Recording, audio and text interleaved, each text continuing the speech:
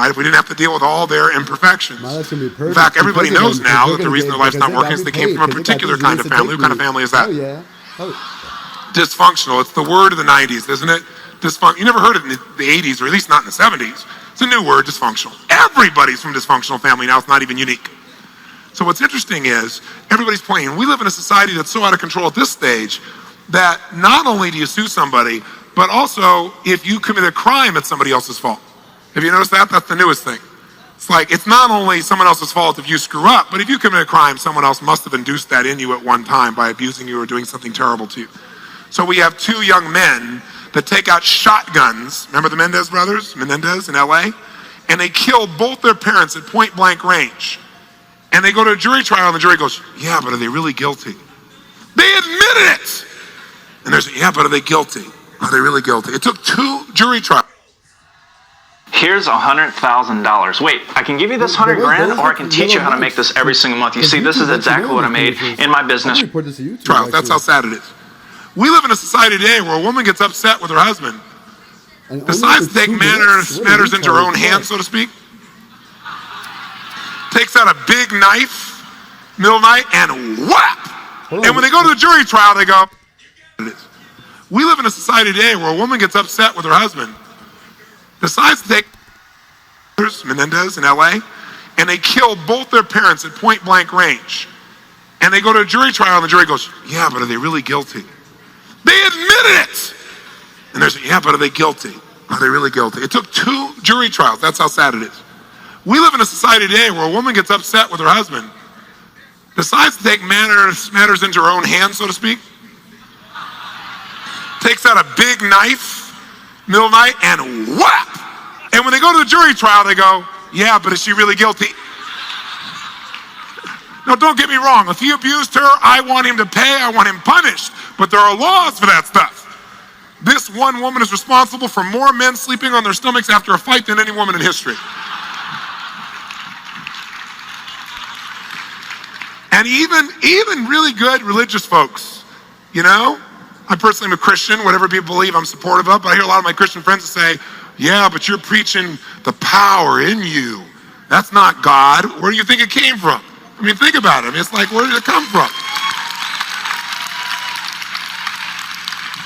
No, if it's God's will, then my life will work. No, I got news for you. Lying on your butt watching Jerry Springer eating Cheetos is not going to make God work for you. Right? That's not it. That's called you got a fat butt as big as Chicago. That's the problem. Okay? Because you aren't moving. That isn't God's fault. A lot of you know the old story, don't you? Story about the preacher. He's traveling across the country, preaching the gospel everywhere he goes. Passionate man. He gets to the Arizona deserts. He's out in the middle of the desert, and in the distance, he sees this magnificent, I mean, absolutely magnificent garden. He knows that, you know, it's obviously not real. It's obviously a mirage. But as he gets closer, it's really real. He can't even believe it. In the middle of the desert, this magnificent garden, flowers and trees and fruit and everything. So sure enough, he decides to go knock on the house. There's a house at the back of this garden. He goes and knock on the door because he wants to make sure the gardener understands who created this garden. Sure enough, he bangs on the door as hard as he can. He's very righteous.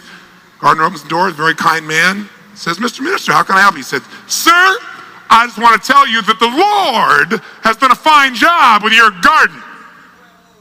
He was very intense. The gardener looked at the minister and he smiled and he said, I understand your message. He said, I agree with you. He said, if it wasn't for the magic of the seed and the soil and the sunshine, there'd be no garden here. He said, if I could tell you something, Mr. Minister, you should have seen this place when God had it all by himself.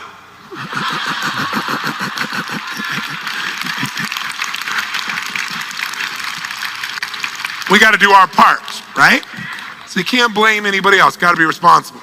So tonight, while you want to be responsible, it's not just be responsible for the problem because you're going to have a great experience. But the truth is, most people, when they screw up, most people are good people. They take responsibility. They go, oh, it's my fault. In fact, sometimes they take too much responsibility. Right? Sometimes they pity themselves. That's not the goal. The truth is, you're going to have a great experience tonight. What you don't want to do at the end of the night is go, well, look what he did to me. Because I'm not going to do anything to you. What I will do is be a good coach for you. I'll help you steer your rudder a little bit to get you back into open seas, because learning is remembering. Socrates said that.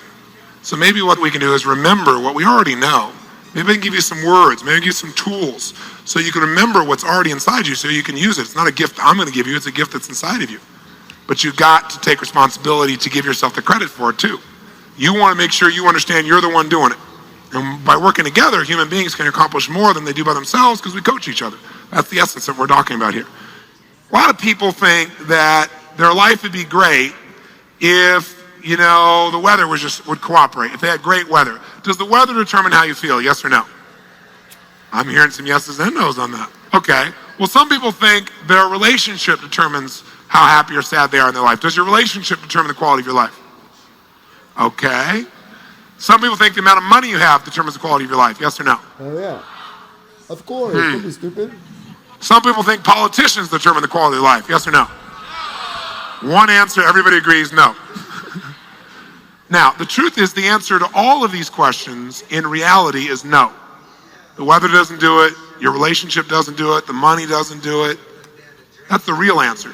The honest answer for most of us emotionally is we'd probably say yes to some of those, right? Because we have fallen into the trance of believing that these external environments determine how we feel. Are there people who have people that totally love them, great relationships, but don't feel really happy, yes or no?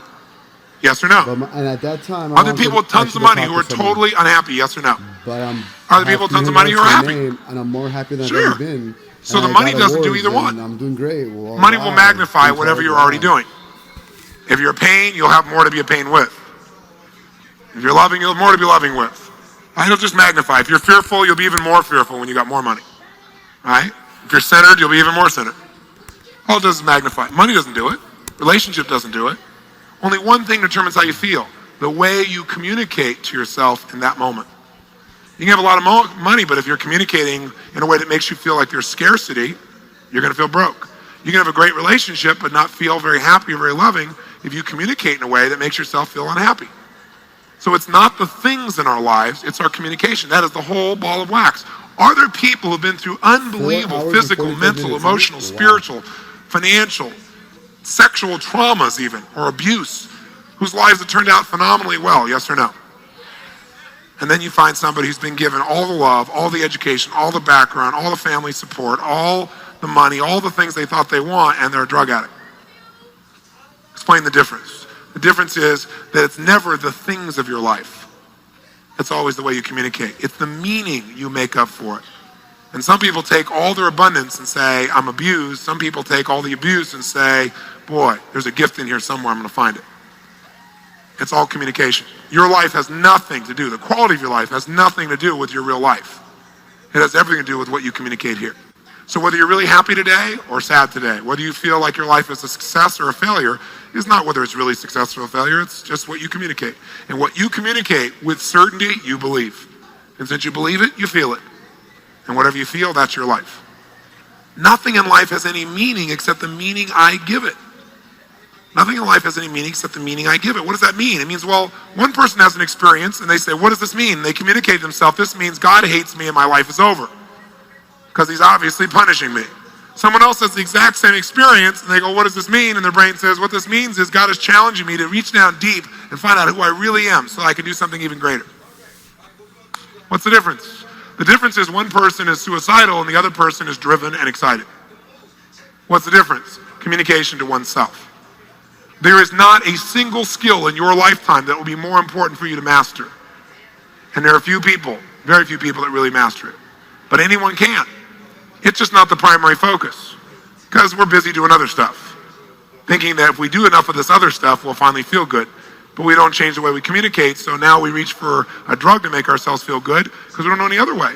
Then we get smart and go, that's not going to work. So then a doctor who really cares and means well says, we'll help you feel better, we'll give you another drug. That seems like a natural transition from one drug to another, right? But for some reason, I'm still unhappy because I haven't changed the way I communicated myself 100%. A large amount, but not 100%. And because I haven't changed that, I still don't have the final change I'm after. The only change that will have an impact is changing your communication. And that means changing what things mean. Because here's what all the achievers of the world try to do. All of us in this room, most of you, I would say, are probably strong achievers. Most of you had to be an achiever to get here, for God's sakes. So the bottom line is, most achievers try to control events. And most achievers are pretty good at controlling a lot of events, what's happening around them, their environment, what's going on. But all achievers run into places where they can't control those events and it freaks them out. You can't control all events. You just can't. You can't control your father passing away. That's not something you control. You'd love to, but you can't. Here's what you can always control, what things mean.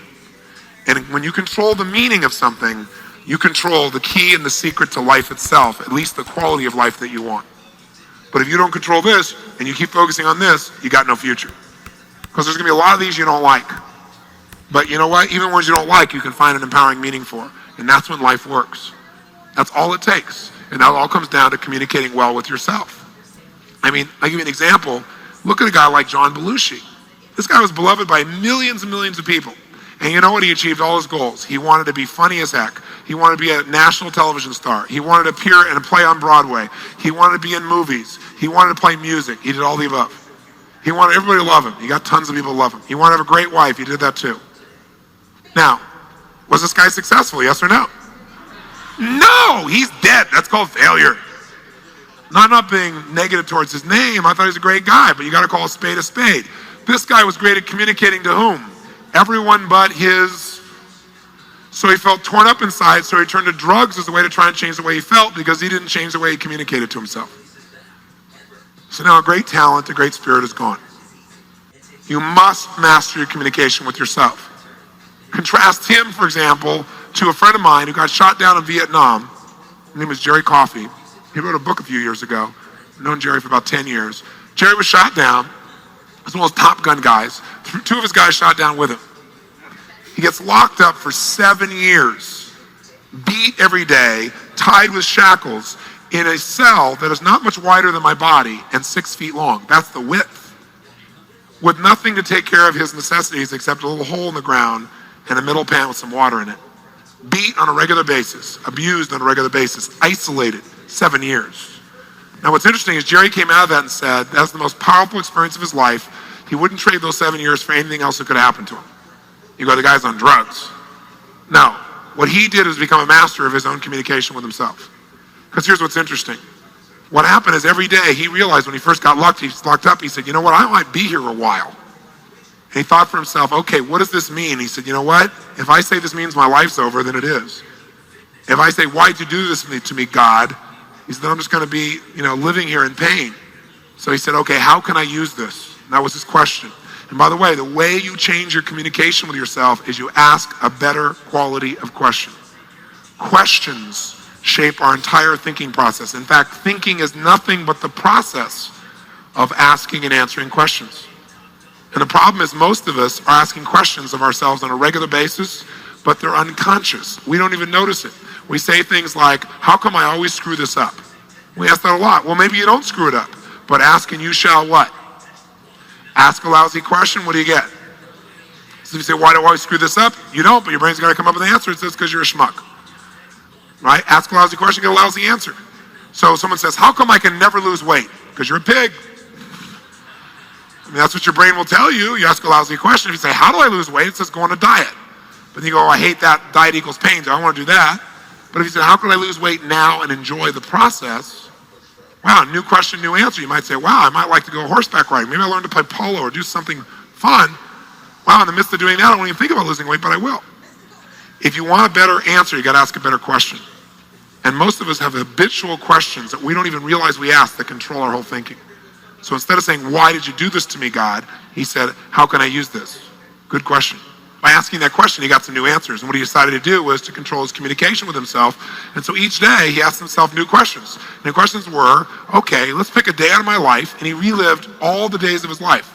He literally think the entire day through and see what he could learn from each experience of his past life. Because there's nothing to stimulate him there. Each day, he physically stimulated himself. Did hundreds of push-ups and sit-ups, even though he was getting bread and water most of the time. He came out of this thing stronger mentally, emotionally, spiritually. He said he came out closer to God than any other time in his life. He said there's no one else to talk to. So he had to create that. But what's interesting is he was shot down with 2 other people. One guy committed suicide in the prison. The other guy is still, to this day, in a psychotic ward here in the United States, a couple decades later. I had this book. Now, what's the difference between my friend and his friends? Only one thing. The way he, with who? That's it.